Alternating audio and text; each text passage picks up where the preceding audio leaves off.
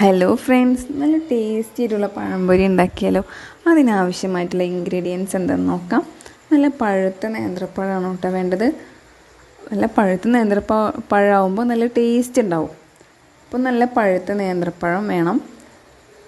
1.5 cup മൈദ, 2 teaspoon പഞ്ചസാര, 1 egg, 2 ഏലക്കായ പൊടിച്ചത്, വലിയ 1.5 ടീസ്പൂൺ അരിപ്പൊടി. അതിനുശേഷം നേന്ത്രപ്പഴം നല്ല സ്ലൈസായി കട്ട് ചെയ്ത് വെക്കുക. 1.5 കപ്പ് മൈദയിലേക്ക് 1.5 ടീസ്പൂൺ അരിപ്പൊടി, 1 പിഞ്ചുപ്പ്, 1 എഗ്ഗ്, 2 ഏലക്കായ പൊടിച്ചത്, 2 ടീസ്പൂൺ പഞ്ചസാര, 1 നുള്ള് മഞ്ഞൾപ്പൊടി. ആവശ്യത്തിന് വെള്ളം ഒഴിച്ചിട്ട് നന്നായി മിക്സ് ചെയ്യുക.